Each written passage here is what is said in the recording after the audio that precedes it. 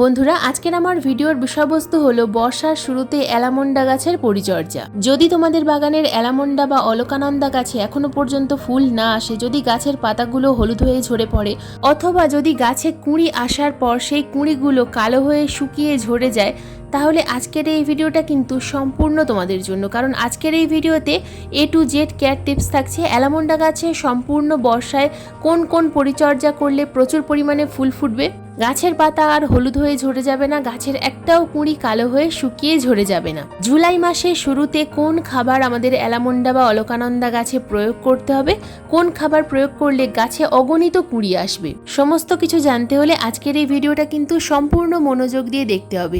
একটু স্কিপ করলে হবে না, স্কিপ করলে অনেক কিছুই মিস করে ফেলবে। নমস্কার, আমি লাবণী, আমার বাগানে তোমাদের সবাইকে জানাই স্বাগত।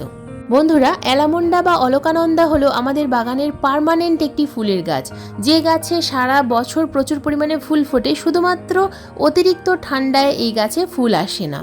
শীতকালে অ্যালামন্ডা বা অলকানন্দা গাছ ডরমেন্সিতে থাকে, তারপর সারা বছর এই গাছে প্রচুর পরিমাণে ফুল ফোটে। অ্যালামন্ডা গাছ ঝোপালো এবং লতানো দুই ধরনের পাওয়া যায়। যদি তোমাদের বাগানে অ্যালামন্ডা বা অলকানন্দা গাছ না থাকে, তো এই সময় তোমরা নার্সারি থেকে এই অ্যালামন্ডা বা অলকানন্দা গাছের চারা কিনে এনে প্রতিস্থাপন করতে পারো। কারণ এই সময় নার্সারিতে প্রচুর পরিমাণে চারা পাওয়া যায়। যেহেতু অ্যালামন্ডা ফুল বিভিন্ন রঙের হয়, তাই এই সময় তোমরা ফুল দেখে চারা গাছ কিনে এনে প্রতিস্থাপন করতে পারবে। অ্যালামন্ডা গাছ প্রতিস্থাপন করার জন্য মাটি কিভাবে তৈরি করবে? অ্যালামন্ডা গাছের মাটি কিন্তু সবসময় ঝুরঝুরে করতে হয়। ঝুরঝুরে তৈরি করার জন্য 60% মাটি, 30% কম্পোস্ট, 10% লাল মোটা দানার বালি মিশিয়ে তোমরা এই অ্যালামন্ডা গাছের চারা প্রতিস্থাপন করতে পারবে। প্রতিস্থাপন করার সময় অ্যালামন্ডা গাছের মাটিতে যদি এক মুঠো ইউজ করা চা পাতা মিশিয়ে গাছ প্রতিস্থাপন করো, সেই গাছে প্রচুর পরিমাণে ফুল আসবে। তার কারণ অ্যালামন্ডা গাছ অ্যাসিডিক মাটি পছন্দ করে। মাটি যদি অতিরিক্ত ক্ষারীয় হয়ে যায়, তখন গাছের পাতা হলুদ হয়ে ঝরে পড়ে এবং গাছে কুঁড়ি একেবারেই আসে না। বন্ধুরা, এবার আসি তিনটে কাজের কথায়। এই সময় আমরা কোন কোন কাজ অ্যালামন্ডা গাছে করব। প্রথম কাজ হলো অ্যালামন্ডা গাছকে ফুল সানলাইটের মধ্যে রাখতে হবে। এখন কোনো রকমভাবে গ্রিন নেটের ছায়ার মধ্যে রাখা যাবে না। ফুল সানলাইট, যেখানে পর্যাপ্ত পরিমাণ সূর্যালোক আসে, যেখানে বৃষ্টির জল সম্পূর্ণ গাছ পাবে, সেই রকম জায়গায় তোমরা অ্যালামন্ডা বা অলকানন্দা গাছকে রাখবে। তবেই কিন্তু গাছের খুব ভালো গ্রোথ হবে। সরাসরি যেহেতু আমরা গাছ বৃষ্টির মধ্যে রাখবো, তাই সবসময় আমাদেরকে লক্ষ্য রাখতে হবে টবের ড্রেনেজ সিস্টেম ঠিক আছে কিনা। টবের ড্রেনেজ সিস্টেম যদি ঠিক না থাকে, তাহলে কিন্তু গাছের কাণ্ড পচে যাবে। মাটি সবসময় দেখে গাছে জল প্রয়োগ করতে হবে। যখন বৃষ্টি হবে জল দেওয়ার প্রয়োজন নেই, কিন্তু যখন বৃষ্টি হবে না তখন মাটি চেক করে তবেই গাছে জল প্রয়োগ করতে হবে। গাছ সরাসরি তোমরা কিন্তু গ্রাউন্ডে রাখবে না, সবসময় চেষ্টা করবে যে কোনো কিছুর ওপরে গাছ রাখার। গাছ যদি সরাসরি গ্রাউন্ডের ওপরে থাকে, গাছের কিন্তু জল জমবে টবের মাটিতে এবং গাছের ক্ষতি হবে। তাই সবসময় চেষ্টা করবে মাটি চেক করে গাছে জল প্রয়োগ করার। এছাড়া টবের মাটি সবসময় পরিষ্কার রাখার চেষ্টা করবে। টবের মাটিতে যেন শুকিয়ে যাওয়া পচা পাতা বা পচা ফুল না জমে থাকে, তাহলে কিন্তু এই অতিরিক্ত বৃষ্টিতে ফাঙ্গাস অ্যাটাক করবে এবং সম্পূর্ণ গাছটা হঠাৎ করেই শুকিয়ে মারা যাবে। গাছ যতই হার্ডি হোক না কেন, গাছের গোড়া সবসময় পরিষ্কার রাখার চেষ্টা করবে। টবের মাটিতে যদি প্রচুর পরিমাণে আগাছা থাকে, সেই আগাছাগুলোকে তুলে ফেলে দেওয়ার চেষ্টা করবে। কারণ এই বর্ষায় বৃষ্টির জল পেয়ে আগাছাগুলো কিন্তু খুব তাড়াতাড়ি বৃদ্ধি পাবে, গাছের থেকে বেশি লম্বা হয়ে যাবে আগাছা। তাই আগাছা পরিষ্কার করবে এবং পচা পাতা বা পচা ফুল ফেলে দেবে দূরে কোথাও। আগাছা পরিষ্কার করার পর টবের মাটি নিড়ানির সাহায্যে খুব ভালোভাবে খুশে দিতে হবে। টবের মাটি যেন কখনো শক্ত হয়ে জমাট বেঁধে না থাকে, কারণ বৃষ্টির পর সবসময় যখনই রোদ উঠবে, তোমরা লক্ষ্য করবে টবের মাটি অনেকটা জমাট বেঁধে গেছে। টবের মাটি যেন কখনো কম্প্যাক্ট হয়ে না থাকে, টবের মাটি যেন সিমেন্টের মতো ফেটে না যায়। সবসময় নিড়ানির সাহায্যে 15 দিন অন্তর অন্তর টবের মাটিটা খুশে দেবে। টবের মাটি খুশে দিলে টবের মাটিতে কখনো জল জমা হয় না এবং গাছে কোনোদিন ফাঙ্গাস অ্যাটাক হয় না। শিকড়ে যে ফাঙ্গাস অ্যাটাক হয়, সেটা কিন্তু আমাদের টবের মাটি জমাট বেঁধে থাকার কারণেই হয়। দেখো, আমি কিন্তু এখানে আমার দুটো টবের মাটি ভালোভাবে খুশে দিয়েছি। তো বাগানে যতগুলো অ্যালামন্ডা গাছ থাকবে, প্রত্যেকটা টবের মাটি কিন্তু 15 দিন অন্তর অন্তর খুশে দেওয়ার চেষ্টা করবে। যখন বৃষ্টি হবে সেই সময় খোসার প্রয়োজন নেই, কিন্তু যখন বৃষ্টি থামবে, 2-1 দিন শুকনো থাকবে ওয়েদার, তখন টবের মাটি খুশে দেওয়ার চেষ্টা করবে। এছাড়াও একটা কাজ আমাদের করতে হবে, টবের মাটিতে 1 চামচ করে ট্রাইকোডার্মা ভিরিডি প্রতি মাসে একবার অবশ্যই প্রয়োগ করার চেষ্টা করবে।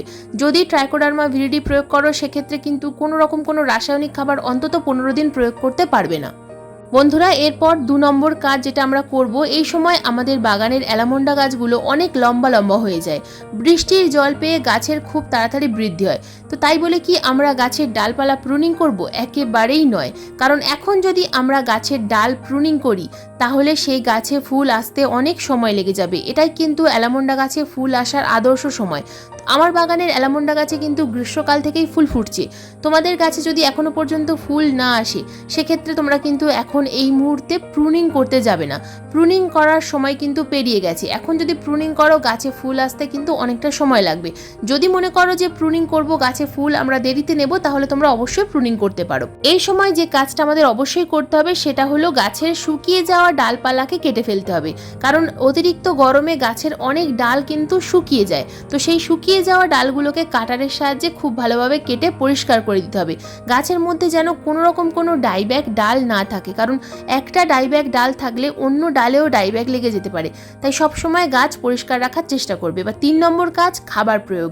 এটা কিন্তু খুব ভাইটাল বিষয়। এই জুলাই মাসের শুরুতে আমরা আমাদের বাগানের প্রত্যেকটা গাছে খাবার প্রয়োগ করব। তো এখানে দেখো আমি মিশ্র খাবার নিয়েছি। এই মিশ্র খাবার কিন্তু আমরা আমাদের বাগানের প্রত্যেকটা অ্যালামন্ডা গাছে এই বর্ষার শুরুতে প্রয়োগ করব। যখনই বৃষ্টি থামবে তখনই কিন্তু মিশ্র খাবার প্রয়োগ করতে হবে। যে কোনো লিকুইড খাবার আমরা প্রয়োগ করি না কেন, কিন্তু মিশ্র খাবার আমাদেরকে মাসে একবার দিতেই হবে। তো প্রথমে আমি নিয়েছি কম্পোস্ট। কম্পোস্টের পর নিয়েছি এখানে আমি ইউজ করা চা পাতা। বন্ধুরা আমি প্রথমেই বলেছি অ্যালামন্ডা গাছের পিএইচ যেন কখনো হাই না হয়ে যায়। অ্যালামন্ডা গাছের পিএইচ সবসময় 6 থেকে 6.5 মধ্যে রাখার চেষ্টা করবে। তো এখানে আমি নিয়েছি চা পাতা, 1 মুঠো পরিমাণ ইউজ করা চা পাতা নিয়েছি। এখানে নিয়েছি আমি 2 চামচ পরিমাণ ডিমের খোসার গুঁড়ো। বন্ধুরা ডিমের খোসার মধ্যে আছে প্রচুর মাত্রায় ক্যালসিয়াম, ফসফরাস। ডিমের খোসার গুঁড়োর পরিবর্তে তোমরা এখানে হাড় গুঁড়ো অবশ্যই প্রয়োগ করতে পারো। এরপর নিয়েছি এখানে আমি বাদাম খোল। বাদাম খোলের পরিবর্তে তোমরা এখানে সরিষার খোল নিতে পারো। এরপর নিয়েছি নিম খোল। বন্ধুরা নিম খোল টবের মাটিতে অবশ্যই প্রয়োগ করবে মাসে একবার। এরপর নিয়েছি সিউইড গ্র্যানুয়েলস। সিউইড গ্র্যানুয়েলস কিন্তু বিভিন্ন রঙের হয়, কালো রঙেরও পাওয়া যায়। তোমাদের কাছে যেটা আছে সেটাই ব্যবহার করবে। যদি সিউইড গ্র্যানুয়েলস না থাকে, যদি লিকুইড থাকে, সেক্ষেত্রে গাছের পাতায় স্প্রে করবে অথবা টবের মিডিয়াতে প্রয়োগ করবে। 1 লিটার জলে 2 ml মিশিয়ে গাছের পাতায় প্রয়োগ করতে পারো অথবা টবের মিডিয়াতেও দিতে পারো। যে কোনো একটা করলেই হবে। তো সমস্ত খাবার আমি খুব ভালোভাবে মিশিয়ে নিয়েছি। এবার প্রত্যেকটা টবে আমি পরিমাণ মতো প্রয়োগ করব। দেখো আমি আগে থেকেই কিন্তু টবের মিডিয়াটা ভালোভাবে খুশে রেখেছিলাম। এবার কিনারা বরাবর একটা গ্যাপ তৈরি করব এবং এই গ্যাপের মধ্যেই খাবার প্রয়োগ করব। তো এখানে আমি সমস্ত খাবারটা মিশিয়ে নেওয়ার পর এখান থেকে আমি 2 মুঠো পরিমাণ করে এক একটা 10 ইঞ্চি টবে প্রয়োগ করছি। সমস্ত খাবারটাই যে দিতে হবে তা নয়, যেহেতু আমি এখানে প্রত্যেকটা উপাদান একটু বেশি মাত্রায় নিয়েছিলাম, প্রত্যেকটা উপাদান প্রায় 2 চামচ করে নিয়েছিলাম। তো সেই কারণে আমি কিন্তু 2 মুঠো করে প্রত্যেকটা টবে খাবারটা প্রয়োগ করছি।